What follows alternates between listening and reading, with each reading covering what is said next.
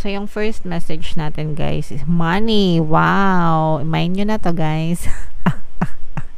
So, money, mga kapiksi, find a way to abundance. So, for some of you, grabe, sobrang ganda, no? Kasi kakasimula pa lang ng 2024, diba? December to January. Ito, pagtatapos ng taon and pagpasok naman ng bagong taon, mga kapiksi. So, money energy, ang inyong nasagap, ang inyong mensahe, guys. So,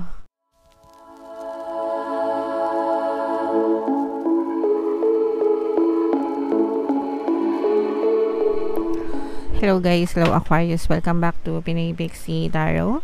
Ang pamagat ng episode natin for tonight is messages from the universe. Tingnan natin yung mga mensahe sa inyo ng universe from December to January para sa Aquarius, Sun, Moon, Rising Sign, and Venus. General reading lang guys, pwede mag-resonate, pwede hindi. Combination ng positive and negative energy, mga kapiksi. Comment down below if feeling nyo naka-resonate kayo sa mga messages para sa inyo. So, yung first message natin, guys, is money. Wow! Mind nyo na to, guys. So, money, mga kapiksi, find a way to abundance. So, for some of you, grabe, sobrang ganda, no? Kasi kakasimula pa lang ng 2024, diba? December to January.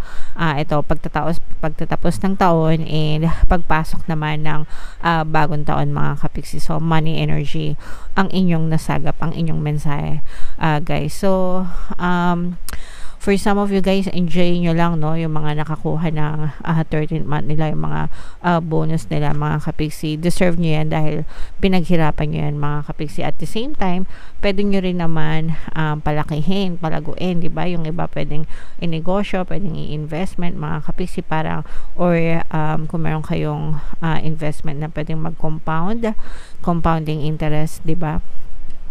Para lalong lumago yung inyong mga kaperahan, guys. Okay? Pero ito, guys, no, magandang mensahe na maganda yung daloy ng kaperahan sa inyo, mga kapiksi. So, i-mind nyo na to sa comment section. Money, money, come to me. Yan yung favorite kong affirmation talaga, guys. Pagdating sa kaperahan, and ilang beses ko na rin yung share sa inyo. Money, money, come to me. Palagi akong nagkakapera, palagi akong may pera, and palagi akong nagkakapera. So, yung dalawang affirmations na yan, guys, just live to it day by day. Always tell that to yourself, mga kapiksi, and mapapansin nyo na talagang unti-unting gagaan yung pasok ng pera sa buhay nyo. Alright? So, congratulations, Aquarius. Yung next message for you, i-mind nyo to, guys, sa comment, o kaya i-claim nyo, ganyan. Follow your intuition, mga kapiksi. We have the old energy. Pakinggan nyo yung intuition nyo, guys. Yung intuition nyo, ginagabayan niya ng ating mga gabay, okay? Yan kasi yung pamamaraan ng mga guides natin para magabayan tayo sa tamang landas, para hindi tayo mapahamak, iwas disgrasya, iwas kapahamakan, mga kapiksi. So, learn to listen and follow your intuition, guys. Especially kung may mga bagay na gugulahan kayo or hindi kayo mapakali or ganyan-ganyan. Important na magdasal kayo. Okay? Tapos pakinggan nyo yung intuition nyo. Pakinggan nyo yung sagot sa inyo. Alright? Okay. And then yung next na message naman para sa inyo, Aquarius, moving forward. Ito, napakagandang message nito, guys, no? Get ready for a positive change. Kasi nga, diba, ending na ng 2023, tapos beginning na, no? Simula na ng 2024. So, kailangan, guys, magbabay na kayo dun sa mga pinagdaanan nyo ng 2023 kasi hindi na siya, insignificant na siya sa buhay niya. Ibig sabihin, wala na siyang value. Ang natira na lang doon is yung mga memories and yung mga aral, yung mga lessons na natutunan nyo. So, especially yung mga negative circumstances, guys, you have to learn to accept that. Tanggapin nyo na, tapos na yon, and move on na tayo. And maging handa kayo para sa mga magagandang pagbabago pa, no, sa 2024. So, i-mind nyo na rin to, guys. Mind positive changes, mind happy changes, mind big changes, mind money, diba? So, lahat na i-mind nyo, mga kapiksi, para talagang maramdaman nyo yan ngayong pagpasok ng 2024. So, tingnan natin next message for Aquarius. go with the flow, let things happen, mga kapiksi. Magdasal kayo, mag-affirm kayo, kumilos kayo, but at the same time, kailangan nyo rin, of course, magkaroon ng positive mental diet, pero wag nyo antayin, wag kayong maatat, mga kapiksi. Things will happen naturally. The universe will always move people, things, situations, circumstances, events sa paligid nyo para ipagkaloob yung mga bagay na pinagdadasal nyo, but you have to wait, you have to be patient, but you have to persist, mga kapiksi, until such time na ipagkaloob sila sa inyo. Ang trabaho nyo is i-declare kay universe ko ano ang gusto nyo, okay?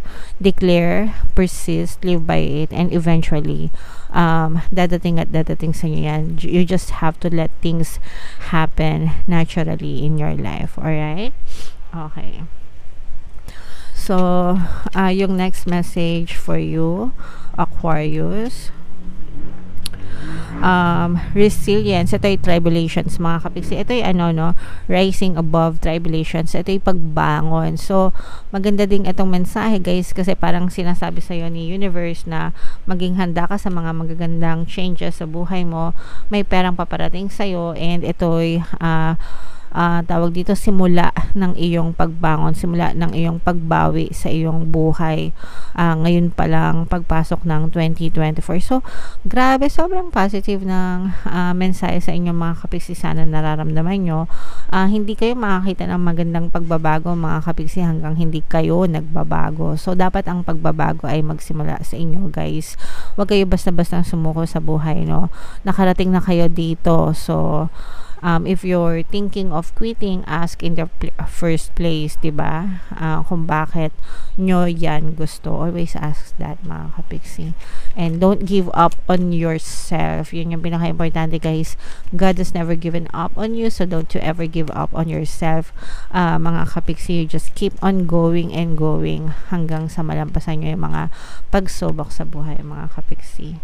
And learn from those who inspire you, mga legends sa buhay natin, mga kapiksi. So tayo, meron tayong kanya-kanyang mga idol sa buhay natin.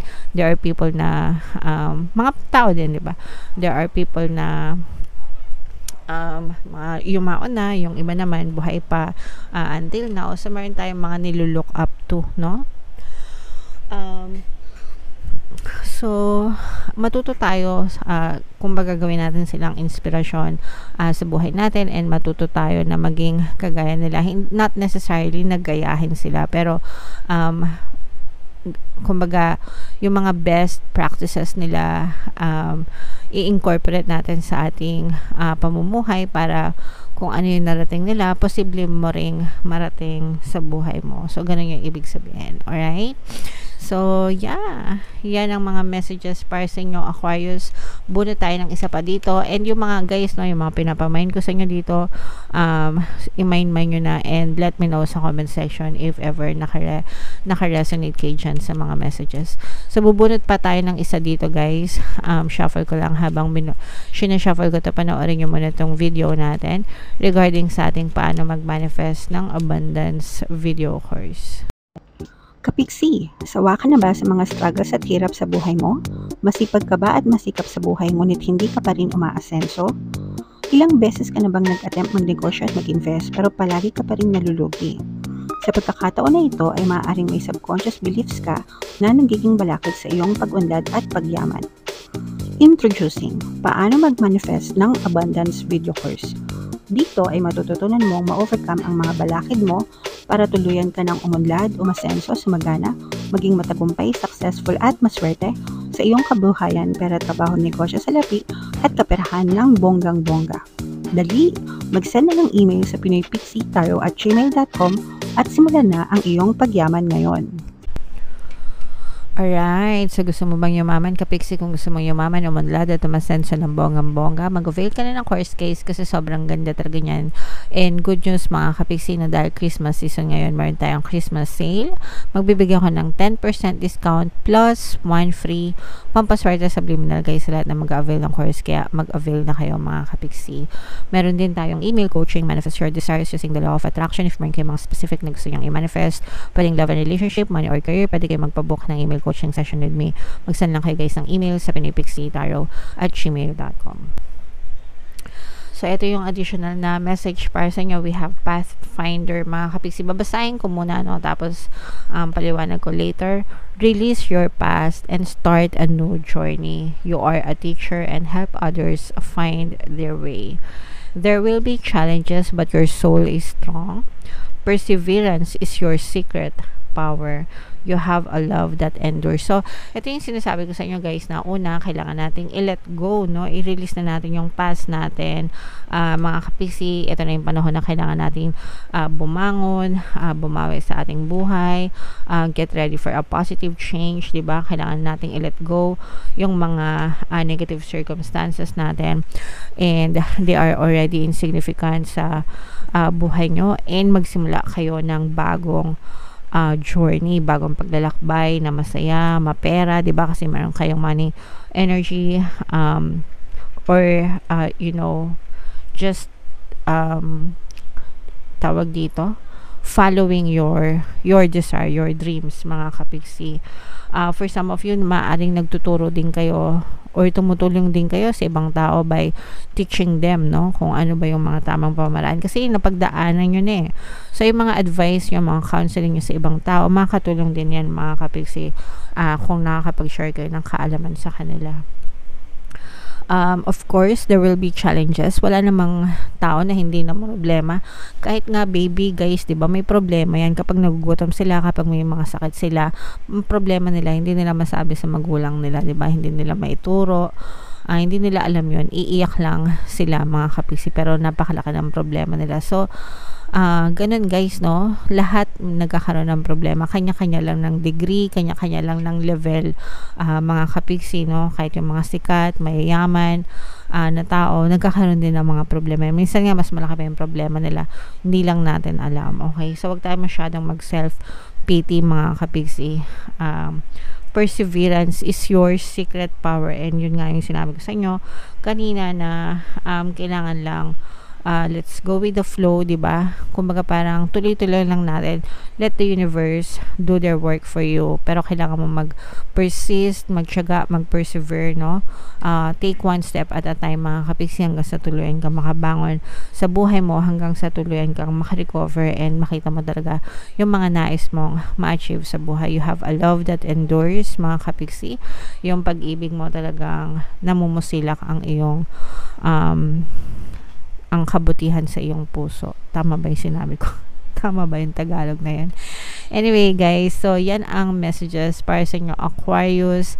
Sana ay naintindihan nyo. And yung mga pinapamind ko sa inyo, guys, i-mind nyo na yan sa comment section. Huwag nyo kalimutang mag-type ng mind o kaya claim, mga kapiksi. Whatever you feel is comfortable para sa inyo, guys. Alright? So, ito yung ating 2024 kapalaran, guys. Kung hindi nyo pa napapanood, panoorin nyo na, super nice, super ganda. Ito naman yung ating success stories ng paano mag-manifest ng abundance video course. Click here to subscribe, guys. Thank you for liking, sharing, and subscribing, and see you again next time. I love you all. Have a nice day. Bye-bye.